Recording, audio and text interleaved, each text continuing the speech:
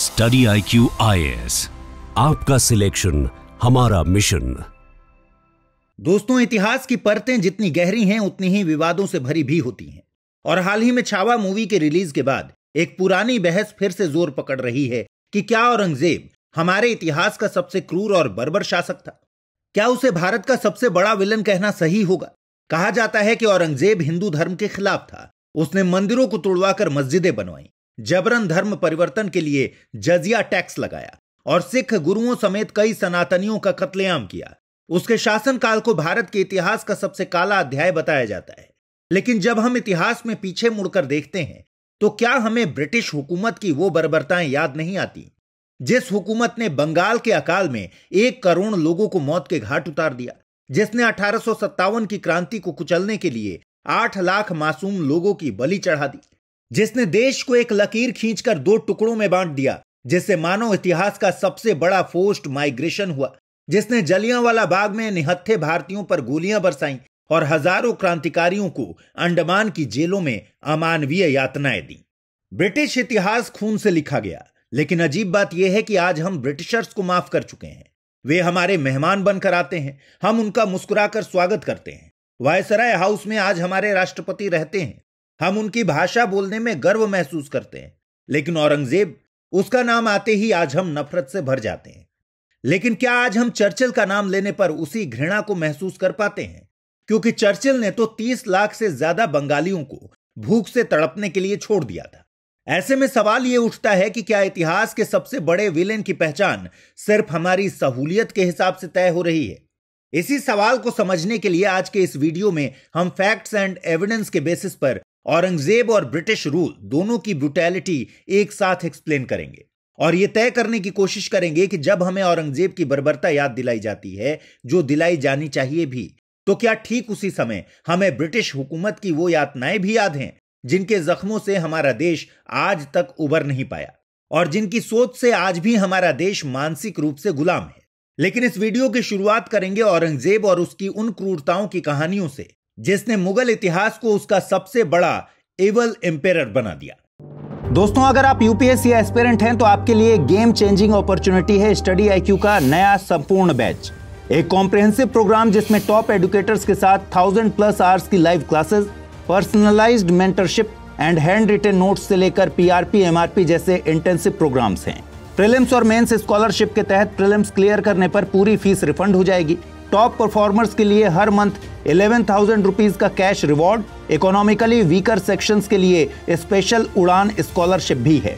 X secretary Anil Swarup sir खुद guide करेंगे आपको इस जर्नी में। स्टडी IQ पर 2 करोड़ इंडियंस का ट्रस्ट है और अब संपूर्ण बैच के साथ आपका यूपीएससी ड्रीम भी होगा अचीव। सिल्वर, गोल्ड या platinum, choose the plan that fits your needs. आपको करना क्या है, स्टडी IQ वेबसाइट पर जाइए, यूपीएससी संपूर्ण बैच पर क्लिक कीजिए and once you click on buy now आप देख सकते हैं डिस्काउंट कोड्स। वहां पर टाइप कीजिए अमृत लाइव एंड आपको मिलेगा सबसे lowest price and obviously your IAS journey starts here. Aurangzeb का सत्ता तक पहुंचने का सफर खून और साजिश से भरा था और इसकी जड़ें उसके बचपन से ही जुड़ी हुई थी। दरअसल शाहजहां ने अपने सबसे प्रिय बेटे दारा शिकोह को हर विशेषाधिकार दिया, जबकि औरंगजेब को दूर दराज के इलाकों में रियासत का काम देखने के लिए भेज दिया जाता था। यह दूरी सिर्फ भौगोलिक नहीं बल्कि भावनात्मक भी थी, जिसने उसके मन में अपने पिता, अपने भाइयों के प्रति नाराजगी और अलगाव भर दिया। लेकिन यह नाराजगी यही नहीं रुकी, बल्कि धीरे धीरे नफरत में तब्दील हो गई। इस नफरत को और भड़काने का काम किया 1644 की एक घटना ने, जब शाहजहां की बेटी जहांआरा घायल हुई तो औरंगजेब के देर से पहुंचने पर उसे बुरी तरह अपमानित करके उसे उसके सभी पदों से हटा दिया गया। पहले से ही नेग्लेक्टेड औरंगजेब के लिए यह एक बहुत बड़ा झटका था। उधर शाहजहां खुलकर दारा शिकोह को अपना उत्तराधिकारी बनाने की तैयारी कर रहा था, जिससे औरंगजेब का गुस्सा और बढ़ गया। अब वो सिर्फ सत्ता के लिए नहीं बल्कि बदले की आग में जलने लगा। यह आग 1657 में शाहजहां की बीमारी के साथ विस्फोटक हो गई। सम्राट के बीमार पड़ते ही गद्दी के लिए खुली जंग छिड़ गई। 1658 में समूगढ़ की लड़ाई हुई, जहां अनुभवहीन दारा शिकोह औरंगजेब के आगे टिक नहीं पाया। यहां हम दारा शिकोह को अनुभवहीन इसलिए कह रहे हैं क्योंकि दारा हमेशा सत्ता के करीब रहा था, लेकिन उसने कभी असली युद्ध लड़ा ही नहीं, जबकि औरंगजेब लंबे अभियानों में रहकर एक कुशल सेनापति बन चुका था। यही कारण था कि उसने अपने भाई को आसानी से हरा दिया। लेकिन सत्ता पर कब्जा जमाने के लिए सिर्फ जीतना ही काफी नहीं था, जनता के मन में डर भी पैदा करना जरूरी था। औरंगजेब ने इस डर को लोगों के दिलों में बैठाने के लिए एक ब्रूटल एग्जाम्पल पेश किया। उसने दारा को मारने से पहले गंदे कपड़ों में हाथी पर बिठाकर पूरे दिल्ली में घुमाया ताकि जनता उसे अपमानित होते देखे। फिर उसका सिर काटकर औरंगजेब के सामने पेश किया गया। अब बस एक आखिरी दुश्मन बचा था और वो कोई और नहीं बल्कि खुद उसका पिता शाहजहां था। अपने पिता को भी उसने कोई रियायत नहीं दी और आगरा के किले में कैद कर दिया, जहां वह अपनी मौत तक कैद ही रहा। भाइयों को मारकर गद्दी हासिल करने की परंपरा नई नहीं थी, लेकिन औरंगजेब का रास्ता सबसे ज्यादा खून से सना था। शाहजहां और अशोक ने भी अपने विरोधियों का सफाया किया था, लेकिन औरंगजेब की निर्दयता से उसे सबसे क्रूर मुगल शासक में गिना जाने लगा, क्योंकि उसने सिर्फ अपने भाइयों को ही नहीं बल्कि हर उस इंसान को कुचल दिया जो उसकी राह में आया। जदुनाथ सरकार लिखते हैं कि औरंगजेब का मकसद भारत में पूरी तरह एक इस्लामी राज्य स्थापित करना और हिंदुओं को इस्लाम अपनाने के लिए मजबूर करना था। इसी कारण उसने इसके बाद कई सख्त इस्लामी नियम लागू किए। उसने हर राज्य में मुहत्सिब नाम के अधिकारी नियुक्त किए, जिनका काम यह देखना था कि लोग शरीयत के अनुसार जीवन जी रहे हैं या नहीं। उसने सार्वजनिक स्थानों पर शराब और भांग के सेवन पर रोक लगा दी। यहां तक कि उसने अपने दरबार में संगीत बजाने तक पर भी प्रतिबंध लगा दिया, क्योंकि उसे यह इस्लामिक सिद्धांतों के खिलाफ लगता था। औरंगजेब के सत्ता में आते ही अकबर द्वारा शुरू की गई सुलह कुल यानी सभी के साथ शांति की नीति पूरी तरह से उलट गई। औरंगजेब के मुगल बादशाह बनने से पहले जब वो महज कुछ रियासतों को संभाल रहा था, तभी उसने खुद को बुत शिकन यानी मूर्तियों को तोड़ने वाला घोषित कर दिया था। इसका मतलब था कि वह मंदिरों और मूर्ति पूजा को समाप्त करने के लिए प्रतिबद्ध था। यही कारण था कि बादशाह बनने से पहले ही उसने मंदिरों को ध्वस्त करवाने का कार्य शुरू कर दिया था। अगर शुरुआती रिकॉर्ड्स की बात करें तो मारिते अहमदी नामक किताब के मुताबिक 1645 ईस्वी में जब औरंगजेब गुजरात के सारसपुर इलाके में था, तो उसने वहां के चिंतामणि मंदिर को तुड़वाकर एक मस्जिद में बदलवा दिया, जिसे कुव्वतुल इस्लाम यानी इस्लाम की ताकत नाम दिया गया। ऐसा कहा जाता है कि यह पहला मंदिर था जिसे औरंगजेब के आदेश पर तोड़ा गया था, लेकिन बादशाह बनने के बाद ऐसे न जाने कितने ही मंदिर थे जो उसके आदेश पर नष्ट कर दिए गए। मासिरे आलमगीरी, जो औरंगजेब के समय का सबसे महत्वपूर्ण दस्तावेज माना जाता है और जिसे साकी मुस्ताद खान ने औरंगजेब के शासनकाल में ही लिखा था, आज के समय में औरंगजेब द्वारा मंदिरों पर किए गए अत्याचार के पीछे का सबसे बड़ा लिखित इतिहास माना जाता है। इस पुस्तक में भारत के दो प्रमुख धार्मिक मंदिरों काशी विश्वनाथ मंदिर और मथुरा के कृष्ण जन्मभूमि मंदिर को ध्वस्त करने की कहानी दर्ज है। मुगल सम्राट औरंगजेब के शासनकाल में 9 अप्रैल 1669 को एक महत्वपूर्ण फरमान जारी किया गया, जिसमें हिंदू मंदिरों और विद्यालयों को ध्वस्त करने का आदेश दिया गया। इस आदेश के परिणाम स्वरूप काशी स्थित काशी विश्वनाथ मंदिर विशेष रूप से निशाने पर आया। 2 सितंबर 1669 को मुगल सैनिकों ने इस पवित्र मंदिर पर आक्रमण किया और इसे ध्वस्त कर दिया। मंदिर विध्वंस के बाद उसी स्थान पर ज्ञानवापी मस्जिद का निर्माण किया गया। लेकिन औरंगजेब के मंदिरों के विध्वंस के पीछे कुछ इतिहासकार यह भी दावा करते हैं कि उसने काशी के जिन मंदिरों को तोड़वाने का आदेश दिया, वो सिर्फ धार्मिक कट्टरता का परिणाम नहीं हो सकता, क्योंकि इससे कुछ साल पहले ही बनारस के कई मंदिरों को औरंगजेब ने दान भी दिया था।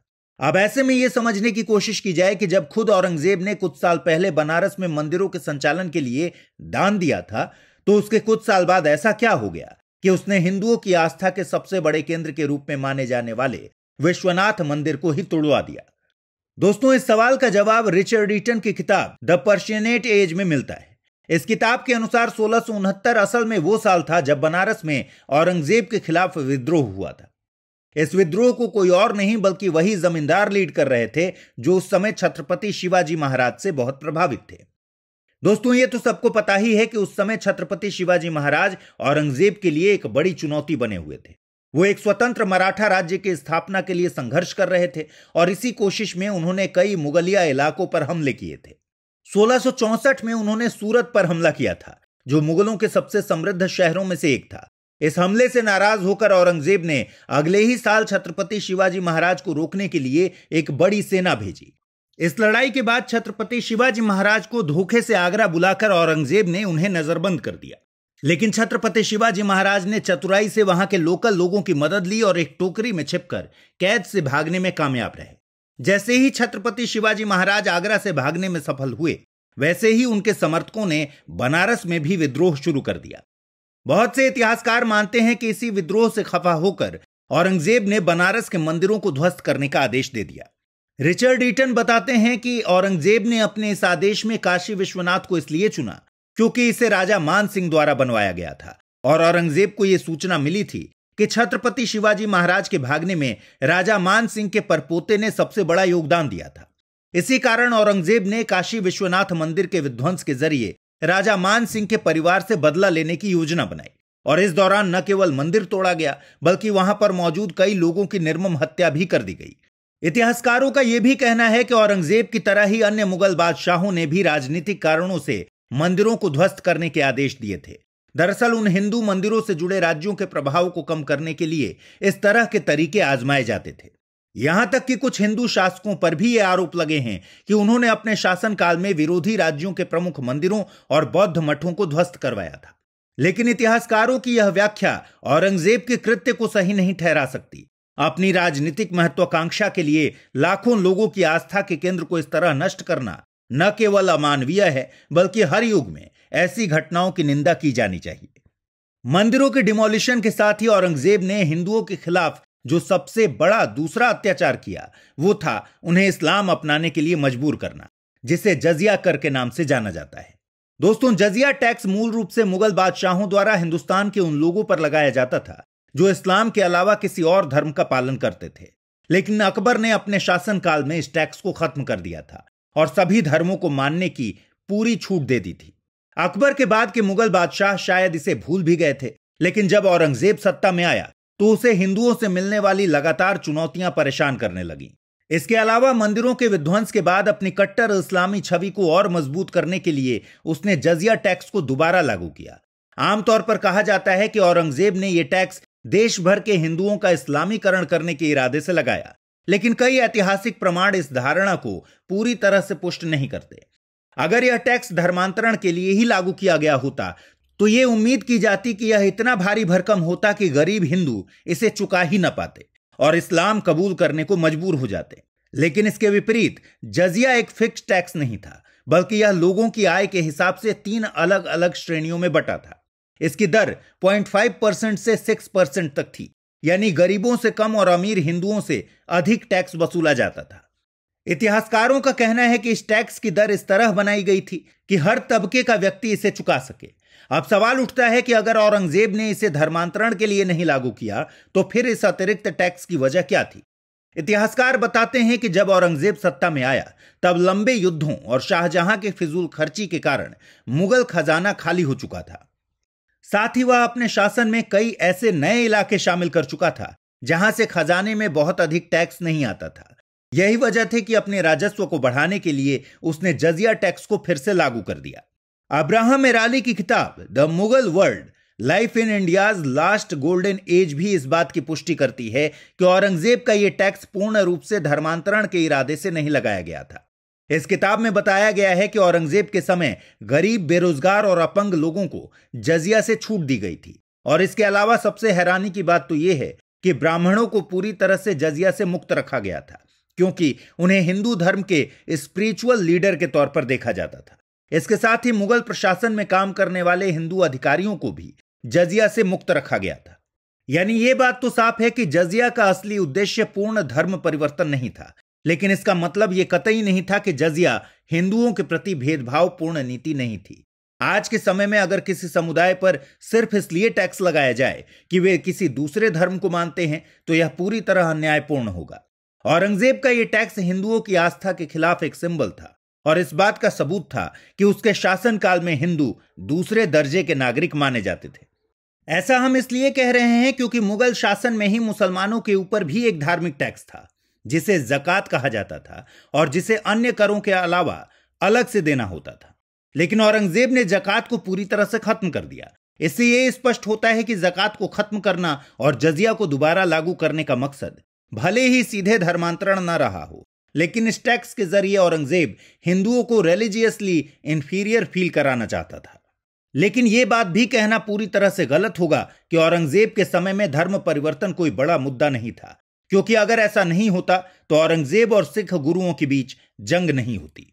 दोस्तों, मुगल साम्राज्य और सिखों के बीच टकराव नया नहीं था। जहांगीर और शाहजहां के समय भी सिख गुरुओं और मुगलों के बीच संघर्ष होते रहे, लेकिन औरंगजेब के दौर में सिख गुरुओं की राजनीतिक ताकत बढ़ने लगी, जिससे उसे खतरा महसूस हुआ।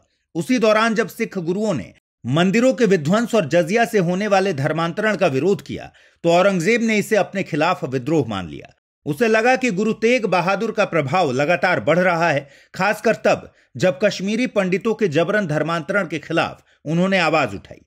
औरंगजेब ने गुरु तेग बहादुर को पकड़वाकर दिल्ली बुलाया और उन्हें इस्लाम कबूल करने के लिए मजबूर किया। जब उन्होंने इनकार किया तो उन्हें भयंकर यातनाएं दी गईं, लेकिन वे अपने फैसले पर अडिग रहे। इन सभी क्रूरताओं के बावजूद गुरु तेग बहादुर टस से मस नहीं हुए और अंततः 1675 में चांदनी चौक में सरेआम उनका सिर कलम कर दिया गया। गुरु तेग बहादुर की शहादत ने सिखों में जबरदस्त आक्रोश भर दिया। आगे चलकर गुरु गोविंद सिंह ने खालसा पंथ की स्थापना की और औरंगजेब से बदला लेने की शपथ ली। सिख गुरुओं के खिलाफ औरंगजेब की यह बर्बरता इतिहास में शायद ही कभी भुलाई जा सके। लेकिन औरंगजेब का अत्याचार सिर्फ सिखों तक सीमित नहीं था। उसने शिया मुसलमानों को भी निशाना बनाया। वो एक कट्टर सुन्नी था और शियाओं को सच्चा मुसलमान नहीं मानता था। इसी वजह से उसने दक्कन के शिया शासकों पर हमले किए और उनके धार्मिक स्थलों और रीति रिवाजों पर पाबंदी लगा दी। उसके शासन में शिया समुदाय को कई सामाजिक और राजनीतिक मुश्किलों का सामना करना पड़ा। हैरानी की बात यह थी कि औरंगजेब की मां खुद एक शिया थी, लेकिन फिर भी उसने शियाओं के खिलाफ कट्टरता दिखाई। सिखों और शियाओं के अलावा सतनामी पंथ के लोगों को भी औरंगजेब की बर्बरता झेलनी पड़ी। सतनामी समुदाय साधारण किसान और कारीगरों का समूह था जो हरियाणा और आसपास के इलाकों में बसता था।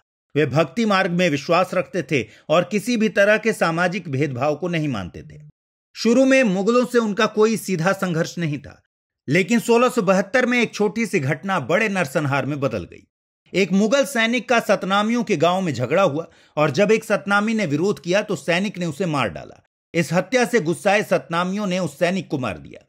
औरंगजेब तक यह खबर पहुंची तो उसने इसे अपनी सत्ता के खिलाफ विद्रोह मान लिया। इसके बाद मुगल सेना ने सतनामियों के गांवों पर हमला किया और हजारों पुरुषों महिलाओं को बेरहमी से मार डाला, यहां तक कि बच्चों को भी नहीं बख्शा। कहा जाता है कि औरंगजेब ने तोपों से पूरे गांव को उड़ा दिया ताकि सतनामी दोबारा संगठित ना हो सके। इस नरसंहार के बाद सतनामियों की आबादी और प्रभाव लगभग खत्म सा हो गया।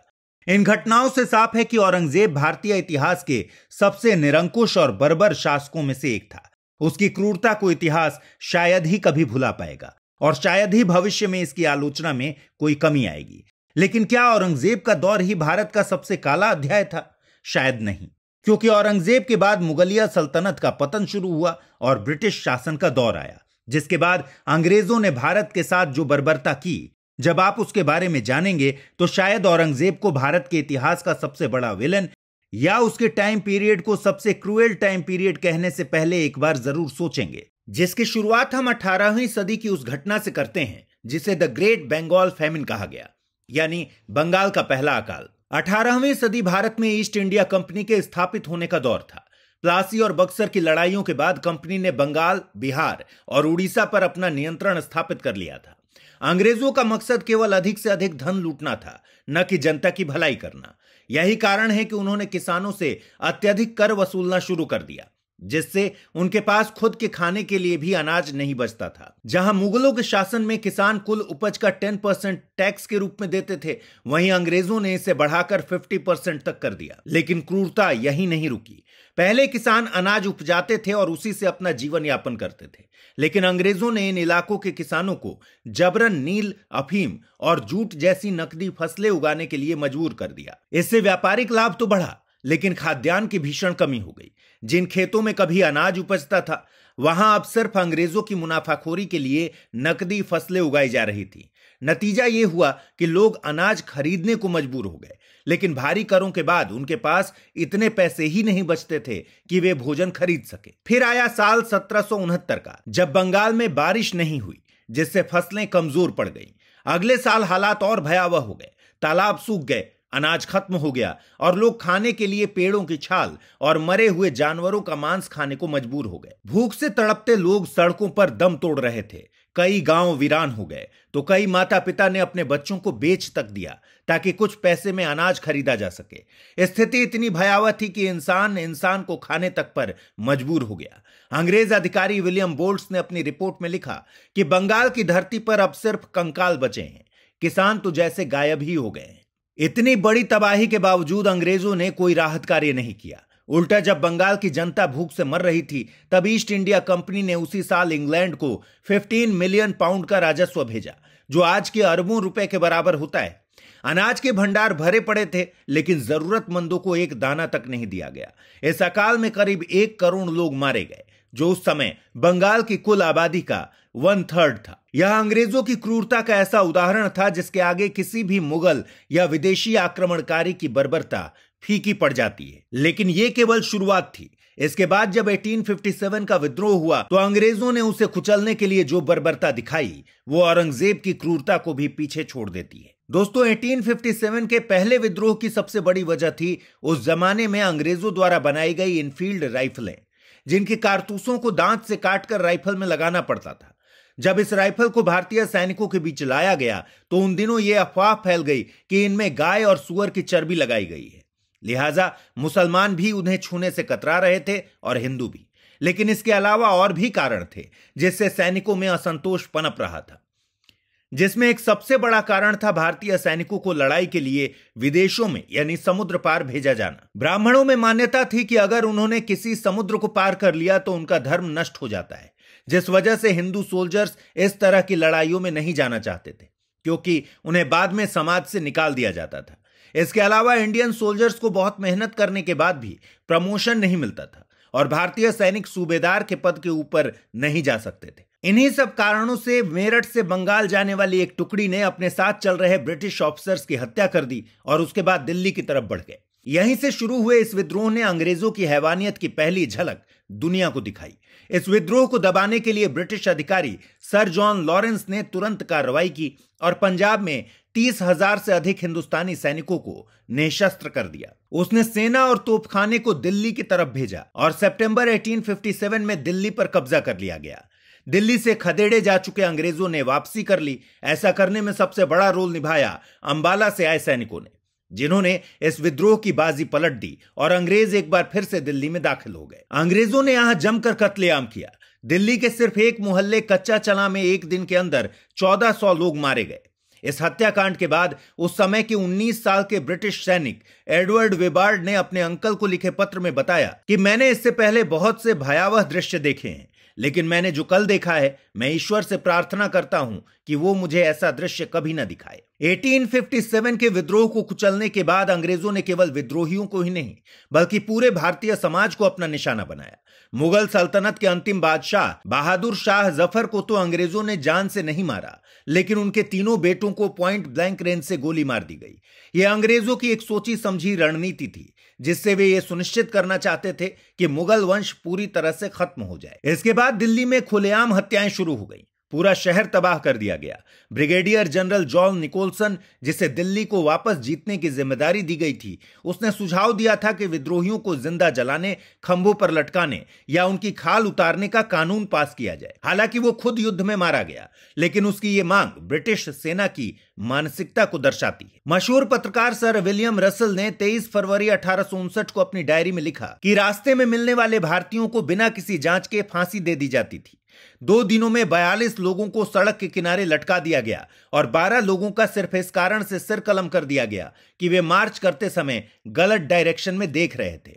ब्रिटिश सैनिकों के अत्याचारों का अंदाजा इस बात से लगाया जा सकता है कि मोंटगोमरी मार्टिन ने द टाइम्स में 19 नवंबर 1857 को लिखा कि दिल्ली में उस वक्त हालात इतने डरावने थे कि 14 महिलाओं ने अपनी इज्जत बचाने के लिए अपने ही पतियों से अपनी मौत की गुहार लगाई। ब्रिटिश सैनिकों को आदेश था कि सभी भारतीय मर्दों को मार दिया जाए और औरतों को जबरदस्ती अपने कब्जे में ले लिया जाए। इस डर से इन महिलाओं ने अपनी जान कुर्बान कर दी ताकि वे किसी भी तरह के अपमान का शिकार न बने। रॉबर्ट डनलप, जो इस दमन के चश्मदीद गवाह थे, उन्होंने लिखा कि अंग्रेजों ने संदेह के आधार पर पूरे गांव को खत्म कर दिया। मैंने कई भारतीयों को मरते हुए देखा, लेकिन उनमें से किसी ने भी डर नहीं दिखाया। उन्होंने मौत को इतनी बहादुरी से अपनाया कि अगर यही हिम्मत किसी यूरोपियन ने दिखाई होती तो लोग उसकी प्रशंसा करते। लेकिन ब्रिटिश शासन की कठोरता यहीं खत्म नहीं हुई। उस समय भारतीयों को ऐसी परिस्थितियों में डाला गया जहां उनकी धार्मिक मान्यताओं की अवहेलना हुई। मुसलमानों को ऐसे कार्य करने के लिए बाध्य किया गया जो उनकी आस्था के विपरीत थे। वहीं हिंदुओं को भी उनकी धार्मिक मान्यताओं के खिलाफ जाने पर मजबूर किया गया। यह विद्रोह भारतीयों के लिए आजादी की पहली लड़ाई थी, लेकिन इसकी कीमत बहुत बड़ी थी। कुल मिलाकर इस संघर्ष में करीब 8 लाख भारतीय मारे गए, जिनमें से ज्यादातर निर्दोष नागरिक थे। इसके विपरीत ब्रिटिश मृतकों की संख्या सिर्फ 6000 थी। यह आंकड़ा साफ दिखाता है कि विद्रोह को कुचलने के लिए ब्रिटिश सेना ने किस स्तर की बर्बरता दिखाई। दोस्तों, अगर इस नरसंहार की तुलना औरंगजेब के शासन से करें तो शायद उसकी क्रूरता भी कम लगे। अंग्रेजों ने 1857 के विद्रोह के बाद जो किया वो न केवल भारत के इतिहास का सबसे भयानक दमन था, बल्कि इसका असर आने वाली कई पीढ़ियों तक महसूस किया गया। सबसे खतरनाक बात यह थी कि इस विद्रोह को दबाने के बाद अंग्रेजों ने भारत को ईस्ट इंडिया कंपनी के नियंत्रण से निकालकर सीधे ब्रिटिश क्राउन के अधीन कर दिया। इसके साथ ही पूरा देश औपनिवेशिक शासन की बेड़ियों में जकड़ा गया और भारत के लोगों की आजादी एक बार फिर छीन ली गई। दोस्तों, मद्रास का अकाल ब्रिटिश शासन की बेरुखी और अमानवीयता का सबसे भयानक उदाहरण था। इस दौरान मद्रास, बॉम्बे और मैसूर क्षेत्रों में भीषण सूखा पड़ा, लेकिन ब्रिटिश सरकार ने इसे रोकने या राहत देने के बजाय भारतीयों को मरने के लिए छोड़ दिया। इस अकाल में करीब 50 लाख लोग मारे गए, लेकिन अंग्रेजों की प्राथमिकता जनता की मदद करने के बजाय अफगानिस्तान पर आक्रमण करने के लिए पैसे जुटाना थी। 1876 में जब बारिश कम हुई तो भारतीय किसानों को उम्मीद थी कि ब्रिटिश सरकार राहत की कोई तो व्यवस्था करेगी, लेकिन सरकार ने न सिर्फ टैक्स वसूली जारी रखी, बल्कि अनाज निर्यात पर रोक लगाने के बजाय ब्रिटेन को भारी मात्रा में अनाज भेजा। सरकारी रिकॉर्ड बताते हैं कि इस दौरान 64 लाख टन अनाज निर्यात किया गया, जबकि लाखों भारतीय भूख से मर रहे थे। इस अकाल के दौरान खींची गई तस्वीरों में कंकाल जैसे दिखने वाले लोग और भूख से तड़पते बच्चे नजर आते हैं। फ्लोरेंस नाइटिंगेल जैसे सामाजिक कार्यकर्ताओं ने इस पर आवाज उठाई और कहा कि समस्या अनाज की कमी नहीं थी, बल्कि सरकार की अनिच्छा थी कि वो इसे भूखों तक पहुंचाए। लेकिन ब्रिटिश शासन ने इस तबाही को पूरी तरह से नजरअंदाज कर दिया। इतना ही नहीं, जब जर्मनी के सम्राट विल्हेम द्वितीय को भारत में इस भयावह स्थिति की खबर लगी तो उन्होंने तुरंत 5 लाख रुपए की मदद भेजी। भारत के कई महाराजाओं ने भी राहत कार्यों के लिए बड़ी रकम दान दी, लेकिन उस समय के वायसराय लॉर्ड कर्जन ने इन पैसों को मद्रास में भूख से मरते लोगों के लिए इस्तेमाल करने के बजाय रेलवे लाइनों के निर्माण में खर्च कर दिया। दोस्तों, आज जिस रेलवे को हम अंग्रेजों की देन मानते हैं, दरअसल वो रेलवे मद्रास के 50 लाख लोगों की मौत का भी गवाह है। अब अगर जलियांवाला बाग हत्याकांड की बात करें तो शायद ही कोई भारतीय होगा जिसे इस अमानवीय घटना के बारे में न पता हो। 13 अप्रैल 1919 को अमृतसर के जलियांवाला बाग में ब्रिटिश जनरल रेजिनाल्ड डायर ने 1000 से अधिक निर्दोष भारतीयों पर गोलियां चलवा दी। इस नृशंस हत्याकांड ने पूरे देश को सदमे में डाल दिया और ब्रिटिश क्रूरता का प्रतीक बन गया। यह सब रॉलेट एक्ट के विरोध में हो रहे आंदोलनों से शुरू हुआ। अमृतसर में जब सत्यपाल और सैफुद्दीन किचलू को गिरफ्तार किया गया तो जनता में आक्रोश फैल गया। बैसाखी के दिन हजारों लोग जलियांवाला बाग में शांतिपूर्ण सभा कर रहे थे, तभी डायर ने बिना किसी चेतावनी के 10 मिनट तक अंधाधुंध गोलीबारी करवाई। बाग का एकमात्र रास्ता पहले से ही ब्लॉक कर दिया गया था, जिससे लोग भाग भी नहीं सके और अंग्रेजों की गोलियों के शिकार बने। कई लोगों ने गोलियों से बचने के लिए कुएं में कूदकर अपनी जान दे दी, लेकिन डायर को इस नरसंहार का कोई पछतावा नहीं था। उसने गर्व से कहा, अगर मेरे पास और गोलियां होती तो मैं और मारता। इसके बाद अमृतसर में मार्शल लॉ लगाया गया। लोगों को सड़कों पर रेंगने और कोड़ों से पीटे जाने की सजा दी गई। इतिहासकार नेस्बी ने इसे सोची समझी क्रूरता कहा। इस हत्याकांड के विरोध में रविंद्रनाथ टैगोर ने नाइटहुड की उपाधि वापस कर दी और गांधी जी ने असहयोग आंदोलन की घोषणा कर दी। यह घटना भारतीय स्वतंत्रता संग्राम का निर्णायक मोड़ बनी, लेकिन डायर को कोई सजा नहीं मिली, बल्कि इंग्लैंड में उसे सम्मानित किया गया। जलियांवाला बाग हत्याकांड ने ब्रिटिश शासन की निरंकुशता को उजागर कर दिया, जिसे कभी भुलाया नहीं जा सकता। दोस्तों, जनरल डायर की तरह ही 1943 में बंगाल के लोगों को एक बार फिर से मरने के लिए छोड़ने वाले विंस्टन चर्चिल ने भी अकेले ही लाखों भारतीयों को मारने के लिए उनके अनाज छीन लिए। इसीलिए 1943 का बंगाल का अकाल भी ब्रिटिश एट्रोसिटी का एक बहुत बड़ा घाव है, जो पूरी तरह से मैनमेड था। इस अकाल में करीब 30 लाख भारतीय भूख से तड़प तड़प कर मारे गए, जबकि ब्रिटेन के प्रधानमंत्री विंस्टन चर्चिल ने जानबूझकर मदद करने से इनकार कर दिया। सेकेंड वर्ल्ड वॉर जीतने की सनक में चर्चिल ने बंगाल को तबाह होने दिया, जिससे लाखों लोग भूख से मारे गए। लेकिन यह अकाल अचानक नहीं आया था। ब्रिटेन पहले से ही भारत के खाद्यान्न उत्पादन को नियंत्रित कर रहा था, और जैसे ही 1942 में जापान ने बर्मा पर कब्जा किया, ब्रिटिश सरकार ने डिनायल पॉलिसी लागू कर दी। इसके तहत बंगाल के किसानों से जबरन अनाज और नावें छीन ली गईं, ताकि जापानी सेना इसका उपयोग न कर सके। लेकिन इसका सबसे बुरा असर बंगाल के गरीब किसानों और मजदूरों पर पड़ा, जिनके पास अब खाने के लिए कुछ भी नहीं बचा था। हालात तब और बदतर हो गए जब लाखों लोग भूख से मरने लगे, लेकिन ब्रिटिश सरकार के पास पर्याप्त अनाज के भंडार होने के बावजूद चर्चिल ने उसे बंगाल भेजने से इनकार कर दिया। जब ब्रिटिश अधिकारियों ने चर्चिल से मदद मांगी तो उसने व्यंग्य करते हुए कहा, अगर भारत में अकाल पड़ा है तो गांधी अभी तक क्यों नहीं मरे।